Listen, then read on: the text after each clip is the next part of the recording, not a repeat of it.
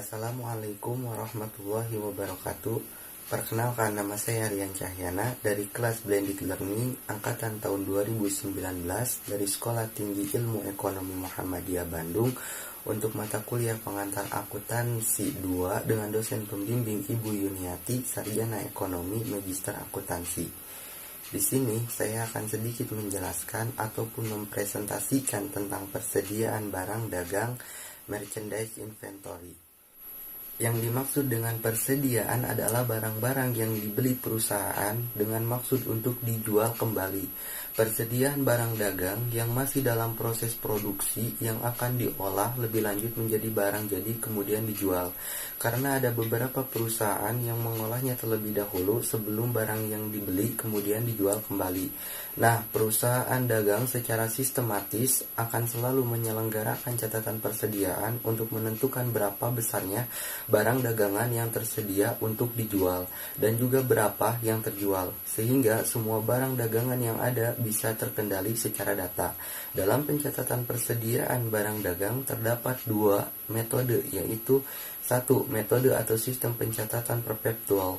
2. Metode atau sistem pencatatan periodik atau fisik. Yang pertama, mari kita bahas apa itu metode atau sistem pencatatan perpetual. Dalam sistem perpetual, catatan mengenai harga pokok dari masing-masing barang dagangan yang dibeli maupun yang dijual dilakukan secara rinci. Artinya, dalam sistem pencatatan ini akan secara terus-menerus menunjukkan berapa besarnya saldo persediaan barang dagangan yang ada di gudang untuk masing-masing jenis persediaan. Dengan sistem pencatatan perpetual, harga pokok dari barang yang dijual ditentukan setiap kali penjualan terjadi. Dalam pencatatan transaksi barang dagang dengan metode atau sistem pencatatan perpetual, akun yang digunakan adalah persediaan barang dagangan. Sedangkan akun pembelian, retur pembelian, potongan pembelian, dan akun ongkos masuk tidak akan pernah digunakan. Karena semua akun itu hanya akan ada di metode periodik atau fisik. Dalam sistem persediaan perpetual, setiap pembelian barang dagangan dari pemasok akan dicatat oleh perusahaan dengan cara mendebet akun persediaan barang dagangan dan mengkredit akun kas bila pembelian secara tunai atau utang usaha bila pembelian secara kredit. Demikian juga pada setiap transaksi penjualan barang dagangan ke pelanggan, harga pokok dan barang yang dijual akan dicatat dengan cara mendebet akun harga pokok penjualan dan mengkredit akun persediaan barang dagangan, sehingga akan mengurangi persediaan barang yang ada. Yang kedua, mari kita bahas metode atau sistem pencatatan periodik atau fisik. Dalam metode atau sistem periodik atau fisik, pembelian barang dagangan akan dicatat menggunakan akun pembelian dan juga akun potongan pembelian, retur pembelian, dan penyesuaian harga beli dan ongkos angkut masuk. Karena semua akun ini baru akan muncul jika kita menggunakan metode pencatatan secara periodik. Dari sini kita bisa tahu perbedaan utama dari metode pencatatan perpetual dengan pencatatan secara periodik, yaitu terletak pada komponen penentu harga pokok penjualan atau biasa disebut dengan HPP. Dalam penggunaan persediaan periodik, hanya pendapatan saja yang akan dicatat ketika penjualan terjadi. Tidak ada ayat jurnal yang dibuat untuk mencatat besarnya harga pokok penjualan. Berbeda dengan perpetual, nantinya pada setiap akhir periode akuntansi, perhitungan fisik atas persediaan akan dilakukan untuk menentukan besarnya persediaan akhir dan harga pokok penjualan. Sekarang, mari kita bahas hal yang terjadi juga dalam perusahaan dagang. Kita bahas pertama terjadinya retur pembelian. Apa itu retur pembelian? Dalam hal ini, jika pembeli tidak puas dengan barang yang dibeli, dalam artian barangnya rusak atau mungkin saja tidak sesuai dengan spesifikasi kebutuhan pembeli, maka pembeli dapat mengembalikan barang yang telah diterimanya kepada penjual. Hal ini mengakibatkan pembeli akan memperoleh pengurangan utang jika pembeli secara kredit, atau pembeli akan menerima pengembalian kas jika pembelian secara tunai. Transaksi yang terjadi disebut sebagai retur pembelian, ataupun bisa dilakukan dengan penyesuaian harga beli, yakni dalam hal ini penjual bersedia memberikan penyesuaian atau pengurangan harga dari harga beli semula. Akun retur pembelian dan penyesuaian harga beli yang digunakan dalam sistem pencatatan periodik merupakan akun atau perkiraan sementara yang memiliki saldo normal di sebelah kredit, berlawanan dengan saldo normal untuk akun pembelian. Retur pembelian dan penyesuaian harga beli merupakan akun sementara, maka akun ini nantinya pada akhir tahun haruslah ditutup ke perkiraan ikhtisar laba rugi, agar supaya saldo akhirnya menjadi nol dan tidak dibawa ke periode akuntansi tahun berikutnya. Sekarang yang akan kita bahas adalah retur penjualan. Retur penjualan terjadi apabila perusahaan menerima kembali barang dagangan yang telah dijualnya kepada pelanggan sebagai akibat adanya kerusakan barang, ataupun barang yang dijual atau dikirimnya tidak sesuai dengan kriteria dan spesifikasi pesanan pelanggan. Retur penjualan dan penyesuaian harga jual ini sebagai akun pengurangan dari akun penjualan.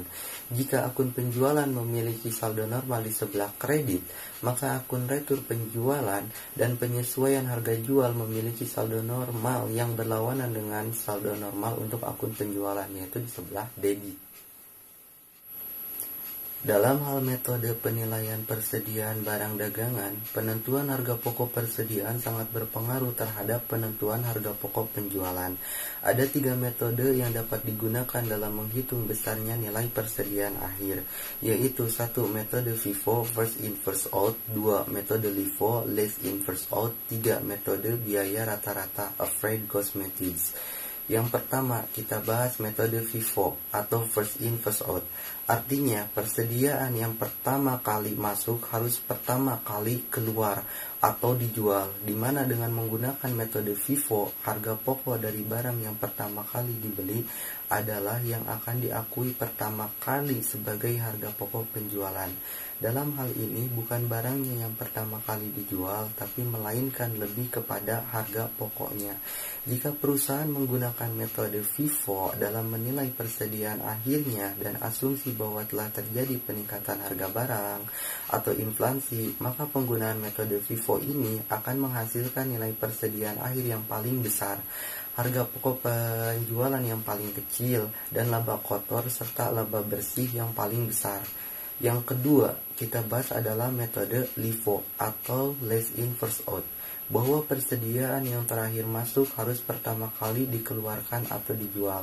Dengan menggunakan metode LIFO, harga pokok dari barang yang terakhir kali dibeli adalah yang akan diakui pertama kali sebagai harga pokok penjualan. Penekanannya bukan kepada unit atau fisik barangnya, melainkan harga pokoknya. Jika perusahaan menggunakan metode LIFO dalam menilai persediaan akhirnya, maka menggunakan metode LIFO ini akan menghasilkan nilai persediaan akhir yang paling kecil, harga pokok penjualan yang paling besar, dan laba kotor serta laba bersih yang paling kecil. Yang ketiga, kita bahas metode biaya rata-rata atau average cost method.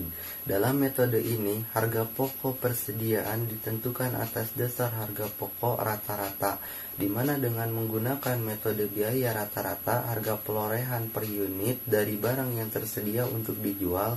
Penggunaan metode biaya rata-rata akan menghasilkan nilai persediaan akhir, harga pokok penjualan, dan laba kotor serta laba bersih yang berada di antara hasil FIFO dan LIFO. Sekarang, mari kita masuk ke dalam contoh soal persediaan barang dagang. Di sini ada neraca saldo dari PT Floris pada tanggal 31 Desember 2009. Ada persediaan barang dagang Rp20.825.000, ada penjualan Rp430 juta, ada retur penjualan Rp17.500.000, ada potongan penjualan Rp12.500.000, ada ongkos angkut keluar Rp6.500.000, ada pembelian Rp285.300.000, Rp3.325.000, ada retur pembelian Rp6.375.000, ada ongkos angkut masuk sebesar Rp7.500.000. Di sini juga ada data pembelian yang telah terjadi sepanjang tahun 2009 yang dilakukan oleh PT Floris. 1. Tanggal 6 Januari sekitar 17.000 unit yang terjual dengan nilai nominalnya itu adalah Rp42.500.000. Tanggal 17 Maret ada 20.000 unit sebesar Rp51.000. Tanggal 12 Juni sebesar 22.000 unit dengan jumlah Rp57.200.000. Tanggal 20 Agustus 30.000 unit sebesar Rp79.500.000. Tanggal 11 Desember 21.000 unit sebesar Rp55.125.000. Yang diketahui bahwa harga per unit atas persediaan awal sebesar Rp2.450 dari harga jual per unit sebesar Rp5.000. Sedangkan retur pembelian berasal dari pembelian yang dilakukan pada tanggal 17 Maret 2019. Di sini diminta 1. Hitunglah nilai persediaan akhir apabila metode penilaian persediaan yang digunakan adalah metode FIFO, sedangkan metode pencatatannya adalah metode periodik. Yang kedua, susunlah laporan laba rugi secara parsial yang menyajikan secara jelas besarnya penjualan bersih, pembelian bersih, harga pokok barang yang dibeli, harga pokok barang yang tersedia untuk dijual, harga pokok penjualan, dan laba kotor. Jawaban untuk soal nomor 1, mencari nilai persediaan akhir dengan metode FIFO. Seperti pada gambar yang sudah dibuat seperti ini, harus kita ingat bahwa metode FIFO ini menggunakan metode dengan persediaan yang pertama kali masuk. Itu harus pertama kali keluar atau dijual. Pertama kali kita harus tahu dulu saldo awal yang ada pada persediaan barang dagang. Kita lihat bahwa di sini saldo awalnya adalah Rp20.825.000 dengan harga per unit yang kita ketahui adalah Rp2.450 per unit. Maka kita tahu semua unitnya ada 8.500 unit. Dari mana? Dari hasil Rp20.825.000 dibagi Rp2.450. Lalu kita masukkan setiap pembelian yang dilakukan oleh PT Floris. Setiap pembelian artinya terjadi barang masuk yang mengakibatkan menambahnya persediaan barang dagang. Di sini terjadi 5 pembelian, yaitu di tanggal 6 Januari, 17 Januari, 12 Juni, 20 Agustus, 11 Desember 2019. Karena ini merupakan sistem periodik, maka seperti yang kita ketahui, adanya akun retur pembelian yang terjadi di tanggal 17 Maret 2009, kita ketahui retur pembelian sebesar Rp6.375.000. Lalu kita tahu juga harga per unitnya di tanggal 17 Maret ini adalah Rp2.550, maka bisa kita cari untuk semua jumlah unit yang diretur pembelian dengan cara Rp6.375.000 dibagi Rp2.550, maka kita dapatkan jumlah unit yang diretur atas pembelian tanggal 17 Maret 2009 adalah sebesar 2.500 unit. Harus kita ingat bahwa ketika terjadi retur pembelian, artinya barang yang sudah dibeli akan keluar gudang, atau kita sebut barang keluar berlawanan dengan pembelian, yakni barang masuk. Maka secara total barang yang dibeli tanggal 17 setelah terjadi retur pembelian adalah dengan jumlah saldo Rp44.625.000 dengan harga per unitnya Rp2.550 dan dengan jumlah unitnya berjumlah 17.500 unit. Lalu kita lanjut ke penulisan penjualan yang terjadi di neraca saldo sebesar 430 juta rupiah. Karena di sini kita ketahui harga penjualan per unitnya 5.000 rupiah, maka kita bagi dari 430 juta rupiah dibagi 5.000 rupiah, maka didapatkan 86.000 unit yang terjual. Karena di sini kita belum tahu penjualan ini terjadi di tanggal berapa saja, maka kita akan kurangi langsung dari persediaan barang awal yang pertama kali masuk. Karena kita menggunakan metode FIFO, maka secara pemecahan terjadi 6 kali penjualan dengan harga satuan dimulai dari persediaan awal 2.450 rupiah per unit dengan jumlah 8.500 unit. Karena di sini terjadi retur penjualan sebesar dengan harga satuan 2.450 rupiah per unit dengan jumlah 3.500 unit, maka menambah persediaan barang yang artinya penjualan kedua yang harus dijual terlebih dahulu adalah harga satuan 2.450 rupiah dengan jumlah 3.500 unit. Untuk penjualan ketiga sampai ke-6 mengikuti persediaan yang pertama masuk, itu yang pertama kali dijual sampai bertemu di jumlah penjualan 86.000 unit, baru berhenti penjualan. Karena itu semua menandakan terjadinya penjualan sebesar 430 juta rupiah. Maka setelah terjadinya pembelian, retur pembelian, penjualan, dan juga retur penjualan, didapatkan nilai persediaan akhir dari PT Floris adalah sebesar 88.250.000 rupiah. Lanjut ke jawaban nomor 2.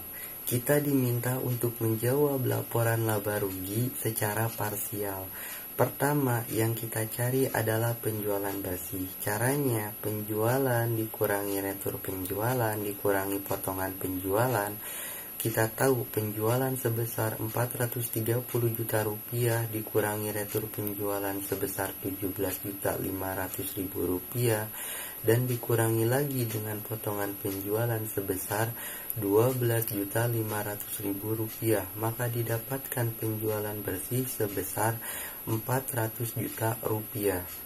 Kedua, kita cari pembelian bersih dengan cara pembelian ditambah biaya angkut pembelian dikurangi retur pembelian dikurangi potongan pembelian.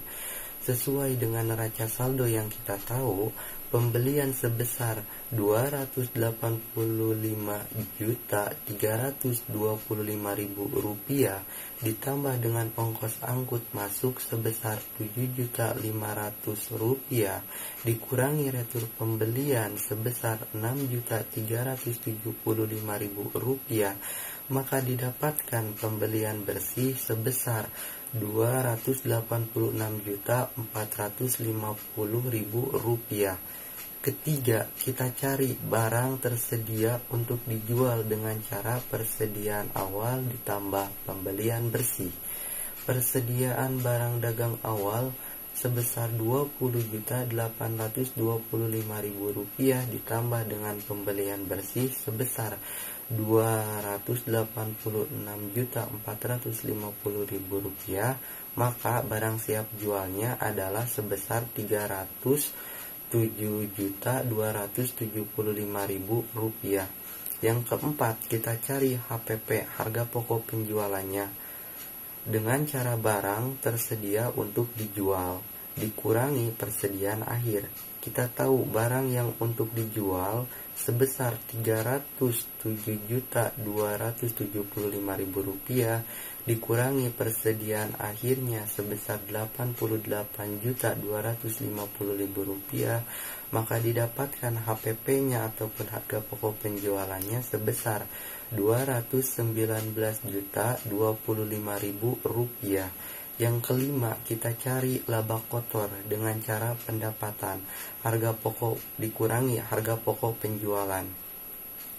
Pendapatannya adalah 400 juta rupiah dikurangi harga pokok penjualan sebesar 219 juta 25 ribu rupiah, maka didapatkan laba kotor sebesar 180 juta 975 ribu rupiah. Yang keenam, kita cari laba bersih dengan cara laba kotor. Semua biaya yang dikeluarkan, laba kotornya adalah 180 juta 975 ribu rupiah dikurangi beban angkut penjualan 6 juta 500 ribu rupiah, maka didapatkan laba bersih untuk laporan laba rugi adalah sebesar 174 juta 475 ribu rupiah. Sekian yang bisa saya sampaikan. Saya ucapkan terima kasih. Mohon maaf bila ada salah-salah kata.